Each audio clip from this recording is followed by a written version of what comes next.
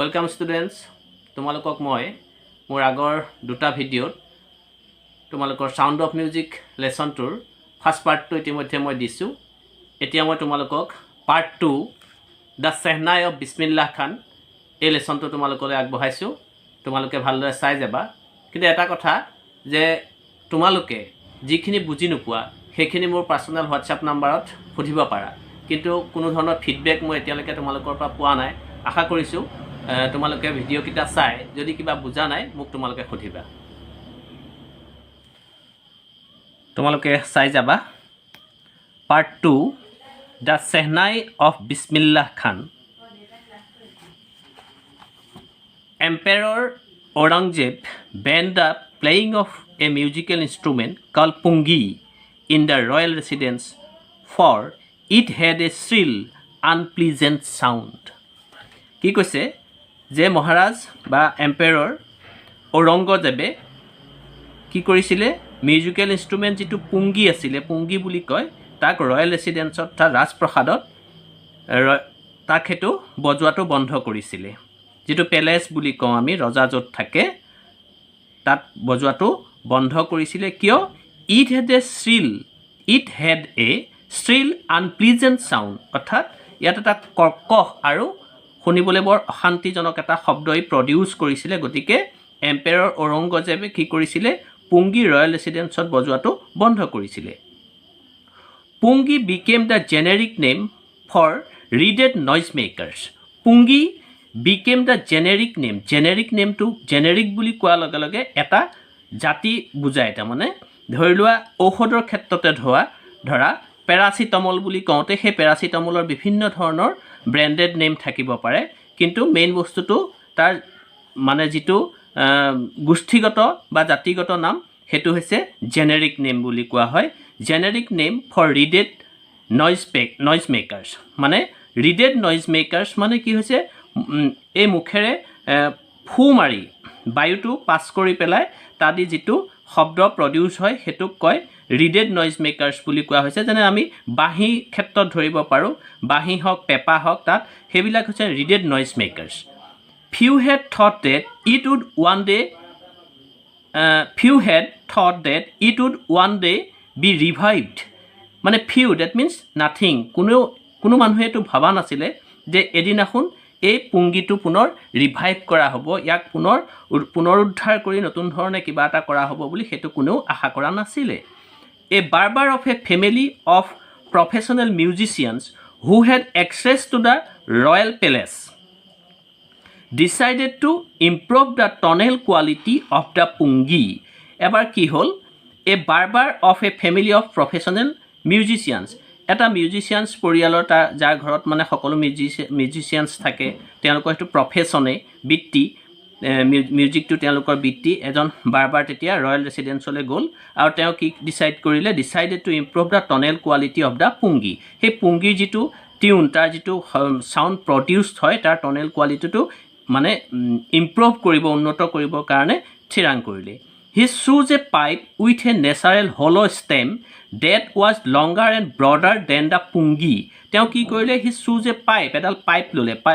with a natural hollow stem তাৰ naturally তাৰ ভিতৰটো ফুপুলা জানে অমিতাৰ ঠাৰি যেনেকুৱা ধৰি লোৱা বাহৰ ভিতৰত এটা আমি যেটো সুঙা বুলি কওঁ ভিতৰত এটা ফুটা থাকে ডাঙৰ তাদি বতাহ হাহাজোৱা কৰিব পাৰে ঠিক তেনে ধৰণৰ এটা ষ্টেম তেওঁ চুজ কৰি ললে যেটো পুংগিত কি আছিল লংগাৰ এণ্ড ব্ৰডাৰ দেন পুংগি আছিল অলপ দীঘল আৰু অলপ তাৰ থিকনেছটো বহল বেছি আছিল তাৰ মানে তাৰ ফুটাটো অলপ ডাঙৰ তাদি বতাহ বেছি ধৰণে যাব পাৰে তেনেকুৱা ধৰণৰ আছিল and made 7 holes on the body of the pipe আৰু যিডাল ষ্টেম অৰ্থাৎ যিডাল পাইপ ললে তাত কি কৰিলে 7 হোল বনালে 7টা ফুটা পৰিলে when he played on it closing and opening some of these holes কি কৰিলে যেতিয়া হেতু বজায় মানে মুখেৰে উশাহটো দি পেলাই তাক বজায় বাঁহী বজোৱা তোমালোকে নিশ্চয় দেখিছা বা পেপা বজোৱা ঠিক তেনে ধৰণে যেতিয়া বজালে তেওঁ সেই ফুটা কিটাত কি কৰিলে আঙুলিটোৱে কোনবা এটা ফুটা ধৰে আকৌ এৰি দিয়ে বতাহটো মানে এবাৰ এৰি দিয়ে ধৰি দিয়ে ঠিক তেনেকৈ জনে বাঁহী বজোৱা মানুহে বুজি পাব। তাৰ পৰা যেতিয়া তেনেকৈ বজালে soft and melodious sounds were produced তাৰ পৰা কি হ'ল খুব কোমল এটা ধুনীয়া শব্দ তাৰ পৰা ওলালে। সি কেনেকুৱা সাউণ্ড প্ৰডিউচ কৰিলে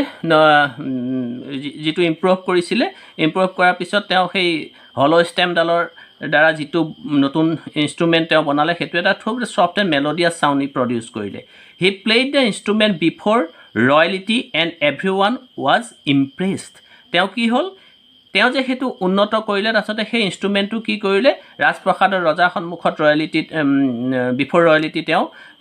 বজাই তাত থকা ৰাজপ্ৰসাদত থকা সকলোৱে ইমপ্ৰেছ হৈছে সকলোৱে মোহিত হৈ গৈছে তাৰমানে তেওঁ ইমান ধুনীয়াকৈ বজাইছে শব্দটো তেওঁলোকৰ ভাল লাগিলে the instrument so' different from the pungi had to be given new name এতিয়া তেওঁলোকে ভাবিলে যে instrument so' different from the pungi যে যিটো নতুন ইনষ্ট্ৰুমেণ্ট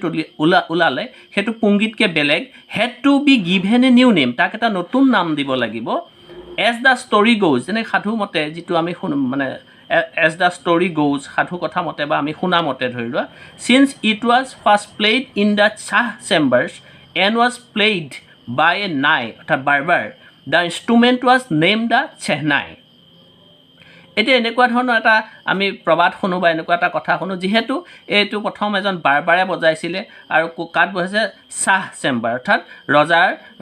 অৰ্থাৎ আমি কি কওঁ আগৰ বাদশ্বাহবিলাক যিবিলাক কোৱা হয় সেই বাদশ্বাহৰ চেম্বাৰত বজাইছিলে আৰু এজন বাৰ্বাৰে বজাইছিলে তাক তেওঁক নাই বুলি কয় গতিকে সেই নামটো দুইটা লগ লগাই কি দিলে চেহনাই হ'ল ইয়াত দুটা ছবি দিয়া আছে পুংগী আৰু চেহনাই তোমালোকে চালে দেখিবা পুংগী আৰু চেহনাইৰ মাজত যিটো ডিফাৰেঞ্চ আছে number 2 the sound of the shehnai began to be considered auspicious and for this reason it is still played in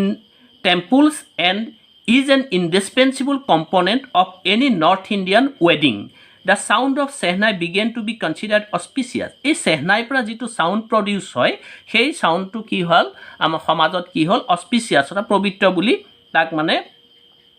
গণ্য কৰা হ'ল সাধাৰণতে আমি যে অস্পিচিয়াছ চাউণ্ড কোনবিলাক ধৰি লোৱা আমি এই যে আমাৰ নামঘৰবিলাকত নেগেৰা বজায় চ' শংখ বজায় চ' আৰু ধৰি লোৱা এনেকৈ খোল বজায় সেই বাদ্যবিলাকৰ শব্দবিলাকো আমি অস্পিচিয়াছ বুলি গণ্য কৰোঁ ঠিক তেনেদৰে চেহনাই চাউণ্ডটো অস্পিচিয়াছ বুলি গণ্য কৰিলে and for this reason it is still played in temples আৰু সেইকাৰণে এতিয়াও ইয়াক টেম্পলছবিলাকত বজোৱা হয় and is an indispensable component of any north Indian weddings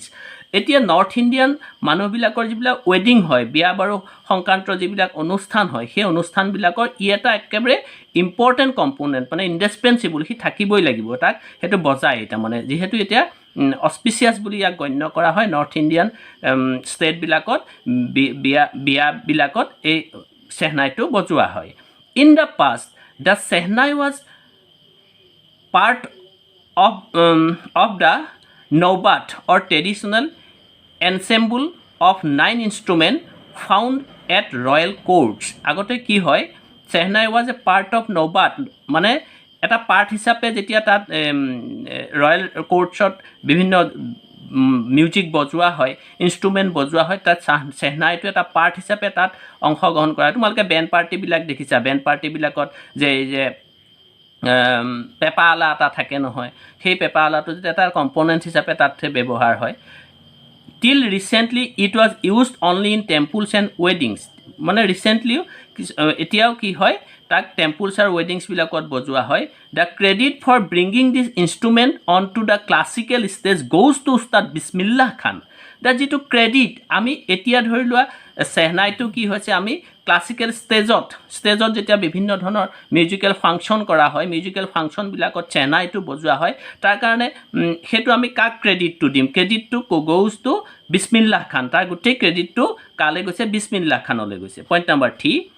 As a 5-year-old Bismillah Khan played Gilli Danda near a pond in the ancient estate of Dumaran in Bihar. কৈছে যেতিয়া 5 বছৰ বয়স আছিলে বিছমিল্লাহ খানে তেওঁ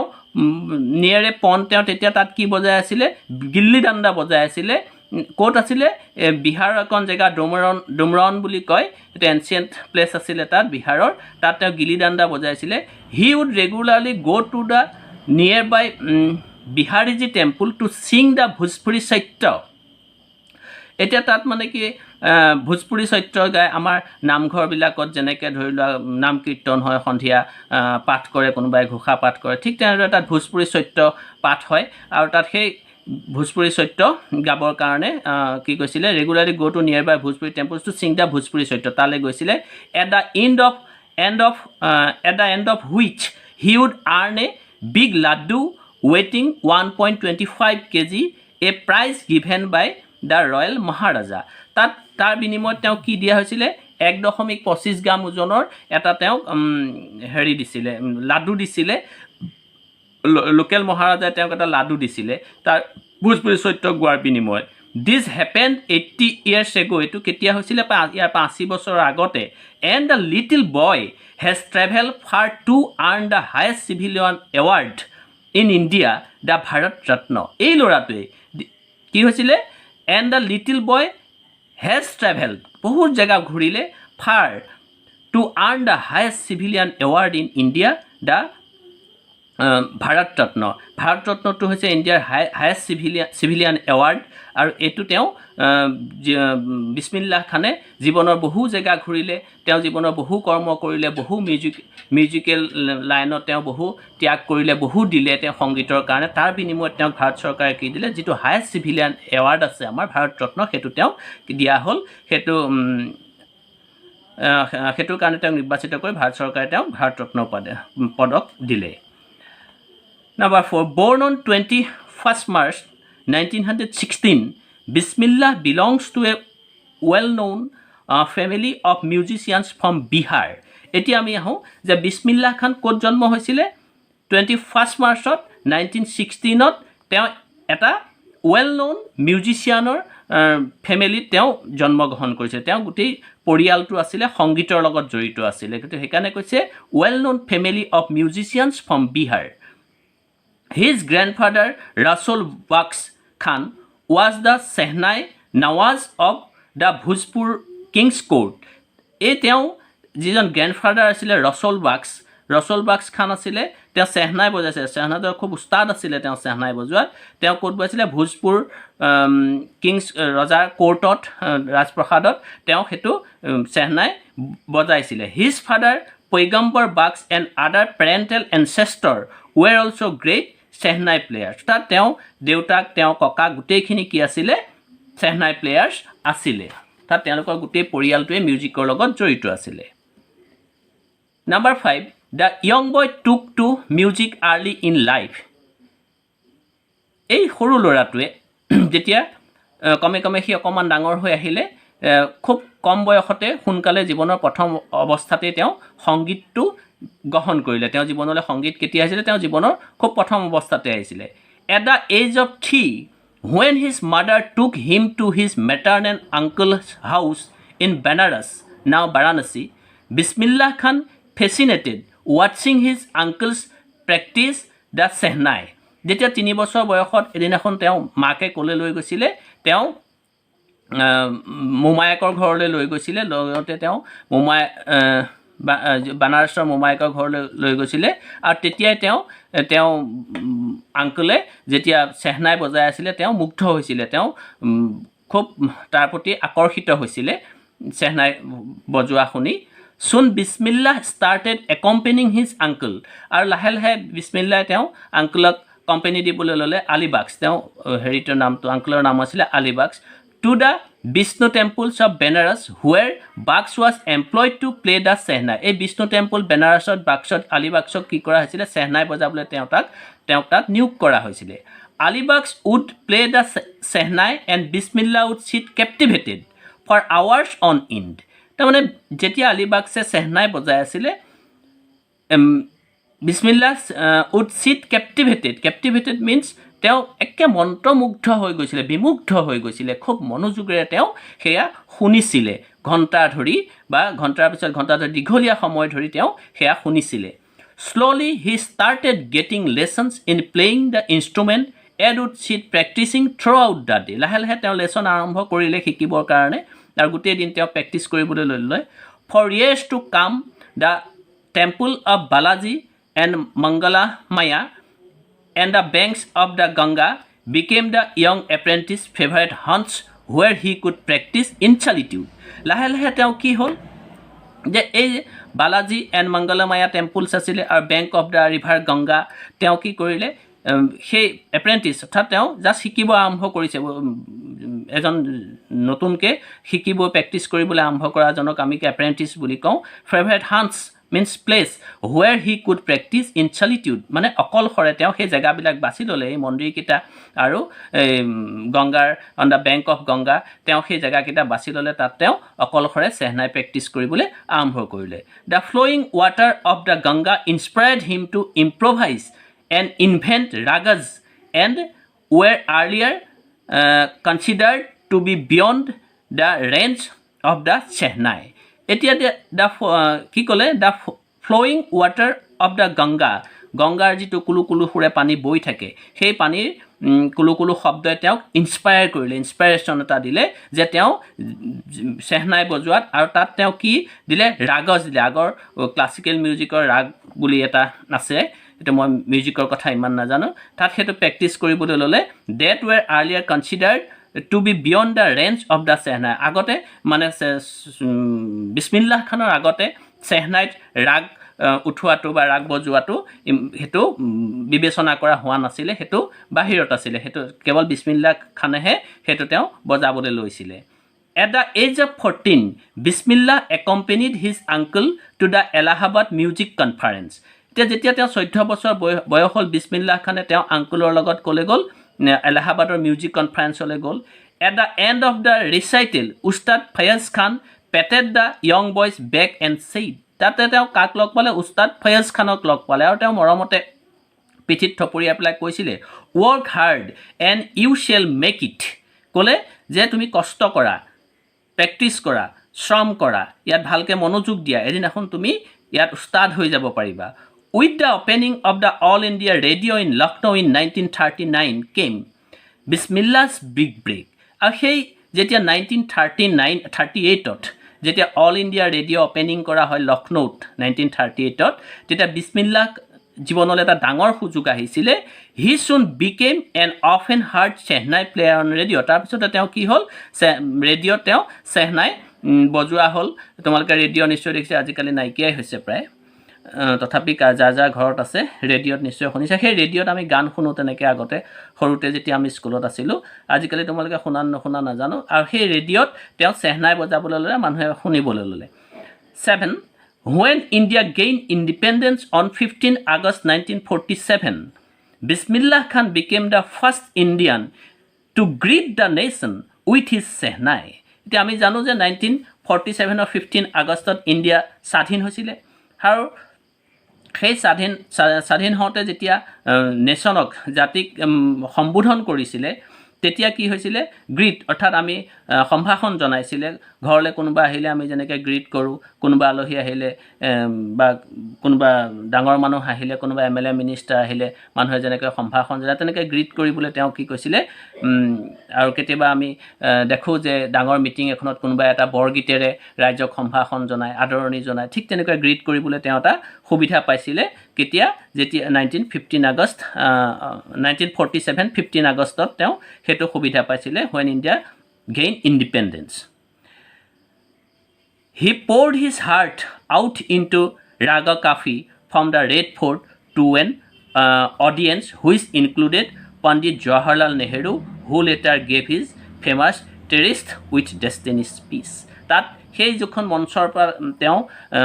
নেশ্যনক সম্বোধন কৰিছিলে জাতিক সম্বোধন কৰিছিলে ভাৰতবৰ্ষৰ মানুহক তাত কোন আছিলে তেওঁৰ লগত জৱাহৰলাল নেহেৰু আছিলে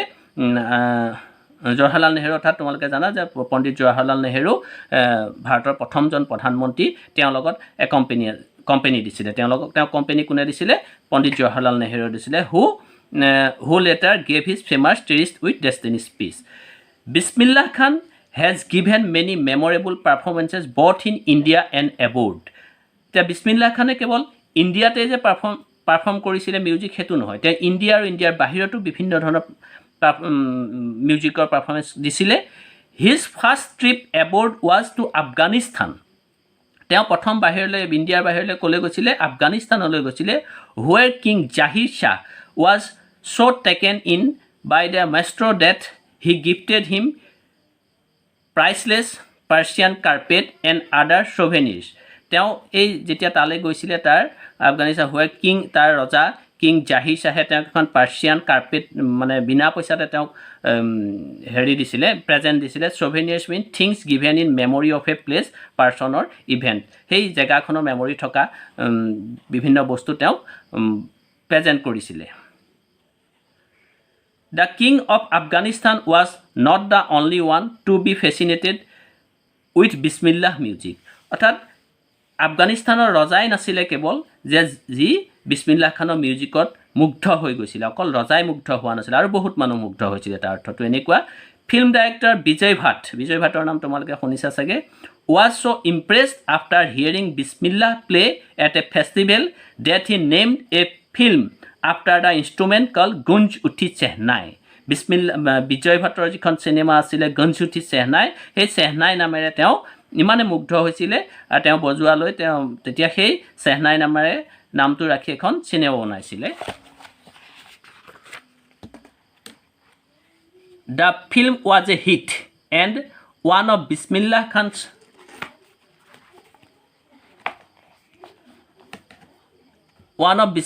Khan's composition Dil Ka Khilona Hai Tot Gaye এইটো তেওঁ গাইছিলে কি গাইছিলে Dil Ka Khilona Hai Tot Gaye turned out to be a nationwide chartbuster গোটেই যিটো Dil Ka Khilona Hai Tot Gaye সেই তাত যিটো তেওঁ মিউজিক দিছিলে গোটেই এইটো গানটো খুব হিট হৈছিলে আৰু গোটেই নেশ্যনত সেইটো একেবাৰে সকলোৱে সমাদৰ লাভ কৰিছিলে গোটেই দেশতে সেইটো সমাদৰ লাভ কৰিছিলে Despite this huge success in the celluloid world, Bismillah Khan ventures in film music were limited to two. এতিয়া যদিও বা তেওঁ ফিল্ম ইণ্ডাষ্ট্ৰীত তেওঁ বিখ্যাত হৈ পৰিছিলে চেলুলয়েড ৱৰ্ল্ড যিটো ফিল্ম ইণ্ডাষ্ট্ৰী বুলি কয় তাত তেওঁ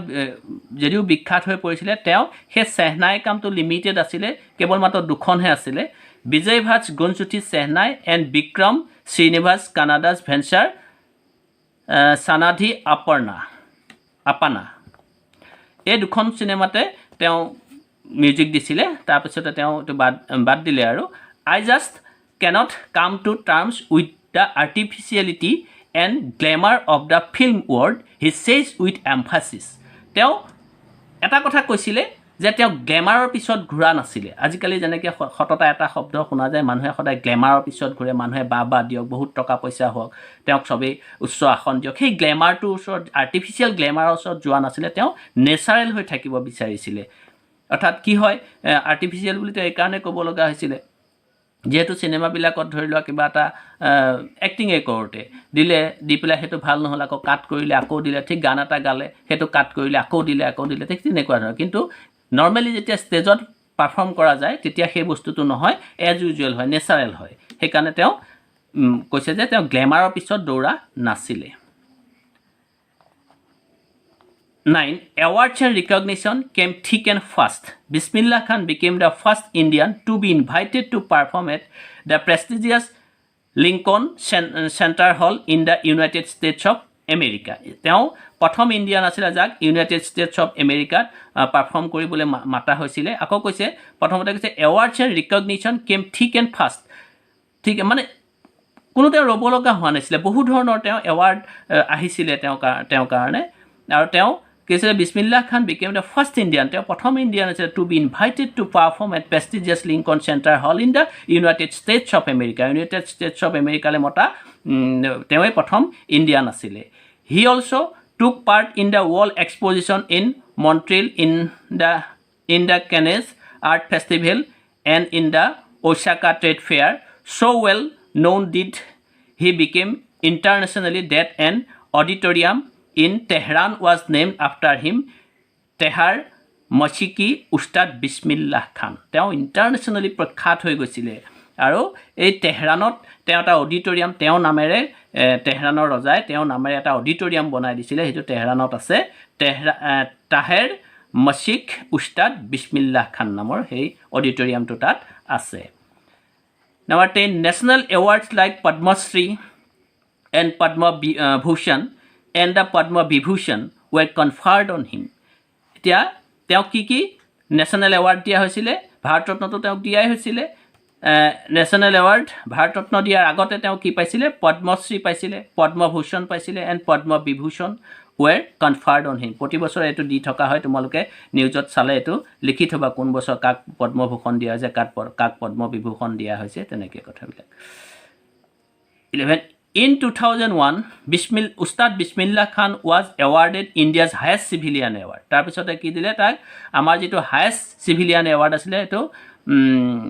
ভাৰত ৰত্ন তেওঁক কিমান চনত দিয়া হৈছিলে? 2001ত দ্য ভাৰত ৰত্ন